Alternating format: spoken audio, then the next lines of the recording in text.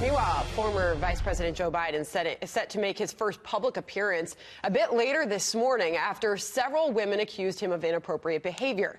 Biden not apologizing as he considers a 2020 White House bid. Lara Trump is the Trump 2020 senior campaign advisor. She joins us now. Happy Friday morning to you. All right, so many questions for you. First, the lilac. Bill wants to know. It looks good, right? I think you guys look amazing together. Let's do this every day, guys. I don't know why you're not. All right, color coordination. It is important. All right, moving on to Joe Biden. He put out this video, but one thing that everybody picked up on is he did not formally apologize for these actions. What is the Trump campaign take on what is happening here with these accusations? Well, I'll give you my take on it. And my take is probably different than a lot of people's. I know what it feels like to have things written about you, said about you that are not true. There's very little accountability these days with social media on a lot of networks and a lot of news outlets. I don't know Joe Biden personally. I've never met him. I don't really know his character.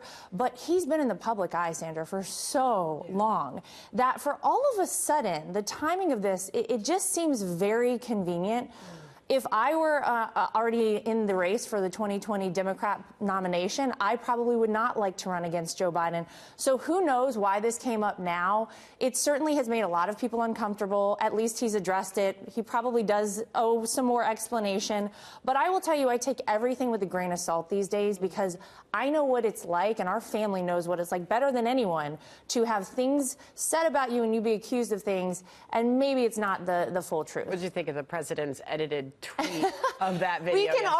We can always count on the president for a little comic relief and a little humor. I think he was having fun with it. All right, here's a little bit more of that video Joe Biden put out. Social norms have begun to change, they've shifted, and the boundaries of protecting personal space have been reset. And I get it. But I always believe governing, quite frankly, life for that matter, is about connecting with people. That won't change, but I will be more mindful and respectful of people's personal space. So should he apologize? Well, maybe specifically to some of these women who say that he made them very uncomfortable. But again, I kind of stay away from things like this because, again, things can get really out of hand and misconstrued and blown out of proportion once the media gets a hold of things. A lot of times people want to be the first instead of be right about a news story. So I don't know, maybe he can directly speak to some of these women and apologize to them. Maybe it'll make them feel better. Should it disqualify him from running? You know what? I'll leave that up to the Democrat voters, and they can decide on that. All right. Meanwhile, the 2020 field for Democrats continues to grow. Yes. Tim Ryan now in the field there. How is the Trump campaign feeling about this growing list of Democratic candidates? I continue to find it so interesting when you have a president who is as successful as our president is, who I think is going to very easily win re-election. I think he'll win by more in 2020 than 2016. You know what? If they want to continue to come out and everybody get in, it'll just make it, I think, more entertaining for all these primary debates on the Democrat side. But it really hasn't made us nervous. It hasn't given us pause at all. You know, you heard that from Howard Schultz last night in that town hall with Brett and Martha. He was making the point, if Democrats continue to embrace some of these ideas like socialism, they're going to hand the presidency to Donald Trump. Yeah, I mean, they're all kind of trying to out-Bernie one another, it would seem. They're trying to get so far left and very extreme.